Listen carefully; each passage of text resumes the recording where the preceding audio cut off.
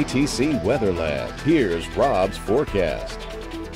Welcome back. Well, the heat is going to be on over the next couple of days. Rain chances down to about 30% today, maybe even less than that. About the same vicinity tomorrow and the day after. Relatively low rain chances, but still the prospect of a shower or thunder shower. Then toward the weekend, looks like rain chances on the way back up. Big picture across the lower 48, we have this dry air in the wake of the remnants of Florence that almost made it pretty far south toward the Gulf of Mexico. Some of that drier air limiting some of the shower activity today, and we think that will be a player over the next couple of days, although it looks like, per the models, a slightly better chance of an afternoon storm tomorrow as compared to today. Meanwhile, the remnants of Florence, you can kind of see this elongated area of low pressure. Here's a 24-hour radar product, still producing the threat of severe weather across portions of the Carolinas into Virginia and up through the Delmarva Peninsula, and still the threat of flooding in the higher elevations, and that all moving into Pennsylvania and New York as well. Meanwhile, locally for us, it's been nice and quiet. You can see on the infrared satellite imagery some of those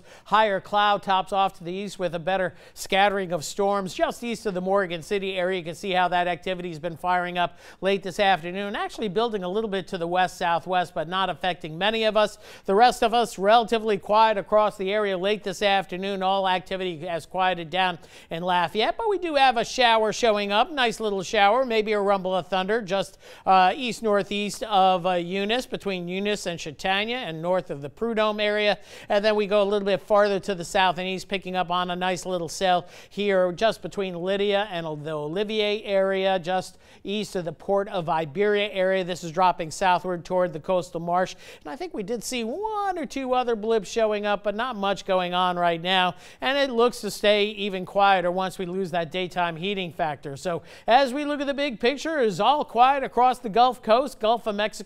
Still tracking the remnant moisture of Isaac. The National Hurricane Center, I think, being generous, giving this about a 20% chance of development over the next couple of days before it reaches the Yucatan. We'll show you more about this moisture coming up in just a bit. The only game really in the open Atlantic is in the northeast Atlantic. That's Tropical Depression Joyce, and all the activity being suppressed coming off the African coastline. Why? Well, African dust has returned, and a nice batch of that dust. So that kills the Cape Verde storms, or the threat of those, over the next week, maybe 10 days. So that is certainly good news mid-September to get something like that. So here's the moisture associated with Isaac. It gets toward the Yucatan, then kind of falls apart, goes into Mexico. Some of that moisture squirts northward toward the western Gulf of Mexico by the end of the week. So that's where we're going to see our highest rain chances, over toward Houston starting Friday. And some of that moisture banks into Louisiana, but the deepest axis of moisture staying just west of us. But we'll raise the rain chance back up into the 40% range for Friday, Saturday, Sunday as well. Could be higher depending on where this moisture axis sets up,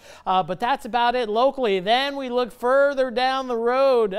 Here's the cool and dry air, but it's not reaching the Gulf Coast. It's going to stay a state or two away from us at least through the end of the month.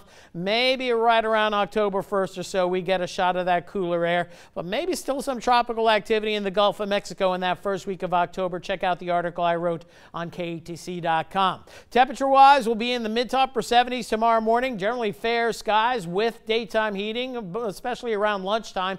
We'll start to see those showers and storms firing up during the course of the afternoon. Through about 5 or 6, then things quiet down. We do it all over again on Wednesday, although it looks like lower rain chances on Wednesday, down to 20% there, and maybe Thursday as well. Heat, the big story, mid-90s again, the high tomorrow, with that heat index pushing 105 to 106 late morning, early afternoon, before we start to see clouds and showers building up, and that hopefully will take an edge off of that high heat. But full summer swing temperatures in full swing out there, and they do continue. 76 the low tonight, then for tomorrow. There's still plenty of mosquitoes out there as well. Tomorrow we'll see a high of 95 with that heat index pushing up to 106 once again. Scattered afternoon storms at 20 to 30% for tomorrow. We'll go 20% or less Wednesday, Thursday, but up to 40%, maybe a little bit better than that going into the weekend. That'll bring our daytime highs down to the almost fall-like lower 90s, and incidentally, fall officially gets here Saturday at 8:54 p.m., but summer will continue for the first week of fall and for the foreseeable future. I guess lower 90s is better. Lower 90s better than mid 90s, but Sure, we we'll say take that that all for summer now. long, right? Yeah. We do. Thank you, Rob. Still ahead on